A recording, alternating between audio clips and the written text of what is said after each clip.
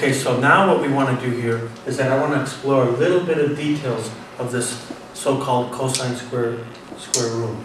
So I want to focus on the intensity relationship that depends on this angle theta here. So when I look at the polarization here, this theta is the difference between the angle between two polarizers. And if I focus on two polarizers, let's say that I have a polarizer that has a vertical grid system like this, and I have a second polarizer that has a horizontal grid system that looks like that. So if you look at the angle, remember how we measured the angle?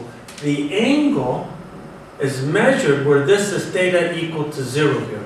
And what we call the positive angle, it rotates in the counterclockwise direction. So if I look at this thing here, you could see that this angle here is 90 degrees. So that means the angle between the first polarizer and the second polarizer is 90 degrees. So when I look at d theta here, d theta, which is really the difference between polarizer 2 and 1 here, is then going to be 90 degrees. So according to this rule, the intensity after one of these polarizers is then going to be cosine of 90, and then this guy should give you an intensity of 0 here. So to sort of like demonstrate this thing here, if I have one sheet, that gives me half of the polarization, and if I put two vertical polarizers together, then I should get the exact same intensity. But now look what happens here. If I was to rotate this guy until the polarizer becomes 90 degrees, you could see that the intensity varies until it becomes perpendicular to it, and then the intensity goes to 0 here. So when I'm looking at these polarizers here, you're seeing a varying intensity until it gets completely blocked out. I now know that these two polarizers are perpendicular to each other. And that's exactly what you're seeing with this angle right here. So if I was to plot this thing here, you could see that if I have two polarizers that are vertical like this, then the intensity coming in here should be the intensity of there. It should be the intensity at this spot right here. And so what I should see here is that if I plot this in terms of angles, you could see that if this is theta equal to 0 degrees, this is theta equal to 0 degrees, what am I actually seeing with the intensity here? Well, I know that the intensity 1 should be half of the initial intensity right here. And then if I look at the intensity of 2 here, well, since these two guys are lined up, the intensity of 2 should be the intensity of 1 times cosine the angle between 1 and 2. But the difference in angle between these two here has to be 0 degrees. So therefore, the intensity of 2 then should be the intensity of 1. So then these two intensities are going to be the same. So if I start to plot this thing here, if I choose theta to be 0 degrees, and this is the intensity here, at 0 degrees, what you're going to see here is that when I look at the difference between these two, when I see an angle, you're essentially seeing that if I plot this thing, if these guys were to start out parallel to each other, you're going to see that the intensity of 1 can then dip down and then come back up here. So this would be the intensity of 1 right here, where these two guys are the same. But if I start to rotate this guy, when I get to this point here, that means that delta theta at this point here should be 90 degrees, which then kills this thing off. And if I continue to rotate this guy as a function, you can see that the intensity of 2 here is then going to vary as a function of this change of angle, where eventually you'll get back up to the same intensity right in here. So if I was to demonstrate this thing, here we go. So I start off after polarizer 1, and here's my polarizer 2. So I know that these intensities are at 90 degrees relative, or 0 degrees relative to each other. But if I start to rotate this guy, I see that the intensity goes to 0. So that means that these two sheets must be perpendicular to each other. But if I continue to rotate these guys again, you'll see that eventually the intensity comes up to be the same brightness after the first sheet. And so you're seeing this cosine square term as we plot this thing. So one other example that I want to show you here is that whenever you see a variation of intensity like this, that means here that the angle is varying relative to cosine squared. There's lots of examples that we can look at, but one of the most startling examples is that of rainbows. Rainbows are polarized. Why? Because when light goes into a raindrop, you get two refractions and one reflection. When you have that process here, light gets polarized. And there's an applet that I want to show you here, not an applet, but a YouTube video. Let me turn off the lights and then I'll bring it up here.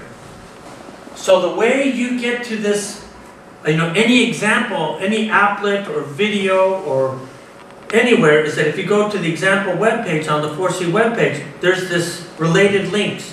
And if you click on the related links here, you can see that there's polarized rainbow. So that's my bad. I have to open that in the new page.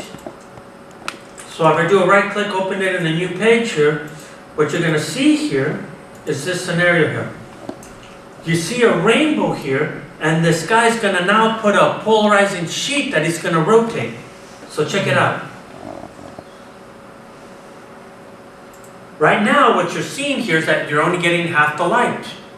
Now, as I rotate, it should be, if I have polarized light coming in, it should be changing as a variation of cosine squared. And then, check it out. You can see how the rainbow literally disappears, just like the sheets that I told you right now. And so you are literally getting polarized light from a rainbow, right? You can see that it just disappeared right there. So what I want to do here is that to finish off this discussion, I want to go in and do an example on this thing. So let me go turn the lights on, and then let's look at the example. Okay, so the example that you're seeing here is we want to look at example 31.1, and what you're finding here is that I have 3 polarizers. So I have unpolarized light that's coming through, and I have 3 polarizers, and all of the angles, of course, are measured from what we talked about before along the vertical axis. And what you're seeing here is that the plot of the intensity varies according to this here. So one of the things that you could see here is that they tell you is that theta 1 and theta 3 are fixed. So if theta 1 and theta 3 are fixed, the only angle that's allowed to vary is the one between theta 2, between 1 and 3 here. So what we want to do here is that we want to calculate what is the percentage of light that is filtered out after it goes through filter 3, assuming that the angle is at 30 degrees here. So the first thing you want to pay attention to here is that when I look at this graph, the key thing here is this plot. And this plot here is plotted relative to theta 2. And then this is the intensity that's coming out. So the fact that theta is 0 here, that means it's more likely that I can fix theta 1 or I can fix theta 2 either way. So I'm going to erase the board and then we'll start to interpret what that question means here. So let's look at this.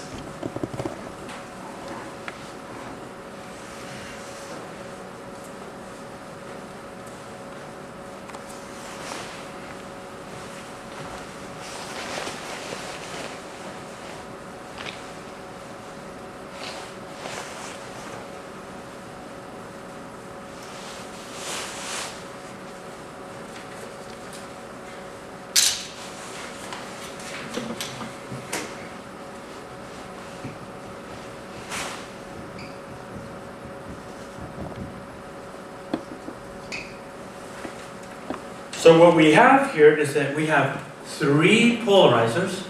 So if I look at these polarizers here,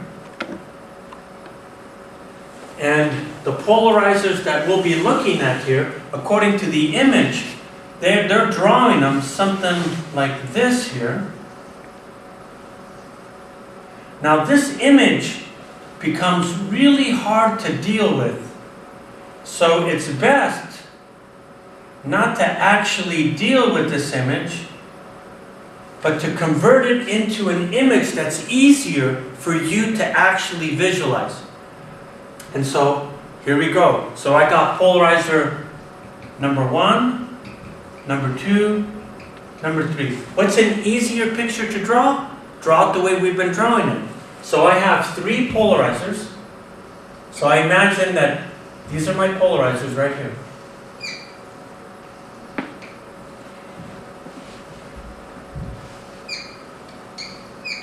So this is 1, 2, 3. And now I know that I start off with unpolarized light. So if I come in with unpolarized light, that means that the light that's coming from left to right has some intensity, which we're going to call I naught here. And so when you're looking at this thing here, what you're seeing here is that we know we're moving in this direction. Our job here is to figure out what is the intensity going through here, right? Then what is the intensity coming to there? And then finally, what is the intensity at this point? So if I want to calculate the percentage of light, then ultimately we want to calculate I3 over I naught, which tells us about the percentage of light transmitted. Of course, that's a fractional percent. If we multiply that by 100%, of course we get the percent. Now, here we go. Now if I look at the plot, this is the only angle that varies. So there's 2 ways that we can actually do this thing here. Okay? So looking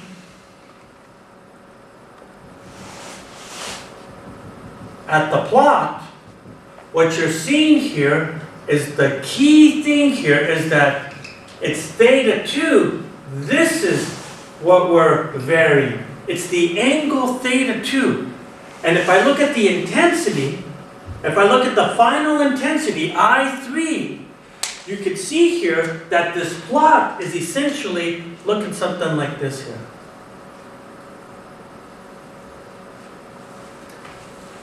So the only way, when theta 2 is 0, then that means that this guy looks like this here.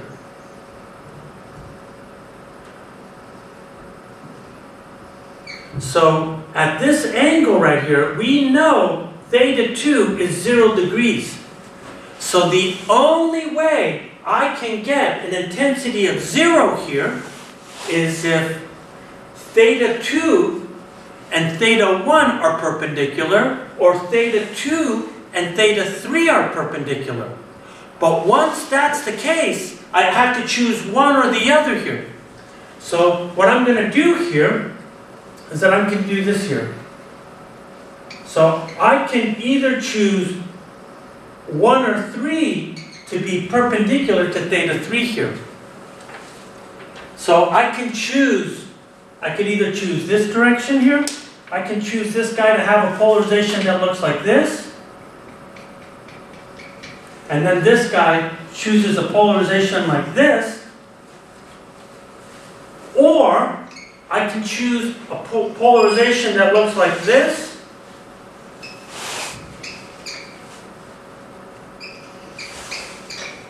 Or I could choose this to be the polarization, this to be the polarization, or this guy right here. So again, this is 1, 2, 3. 1, 2, 3. So I could either choose this situation. So if this light comes through, what actually happens? Light that comes through is going to get what? I have light that comes this way. And then here, I could see that the intensity here is going to be 0 because the vertical gets there. Or I can choose this guy, and then this guy comes in this way, and then look what happens. The intensity here goes through, but then over here, I get the intensity of 3 equal to 0. In either case, I get intensity equals to 3 equal to 0 in each of the situations. So since it's arbitrary, I'm going to pick this scenario right here. So I'm going to pick this situation, and if I look at this thing, then I'm going to do the following thing. So this fixes polarizer number 1 and number 3. Okay? So now let's go look at the picture. So now I know my direction of polarization. So I have this polarizer here. I have my second polarizer. And I know that my third polarizer has to look like what? Has to look like this. Because this is the scenario that we're picking. So now if I read the question, it says that theta 2 is now at 30 degrees from the vertical. So if I look at this, everything is counterclockwise, so that means I'm setting my polarizer like this here. So if I look at this angle from one of these guys from the vertical, then that means that the angle between here and here is 30 degrees. So now, let's go follow the light. So if I follow the light, I have what? I have unpolarized light coming in. It has intensity I0. So now, what happens? The only component that survives is the one perpendicular to the polarization axis. And if you do this, then that means I'm going to have light that looks like this here. So then, because I'm killing off half the polarization, I know that intensity 1 should then be equal to 1/2 of the initial intensity. So now if I look at this next intensity of light, what am I seeing here? Well, the only component that's going to survive is this perpendicular component. So what do? I'm going to get that component right there that survives.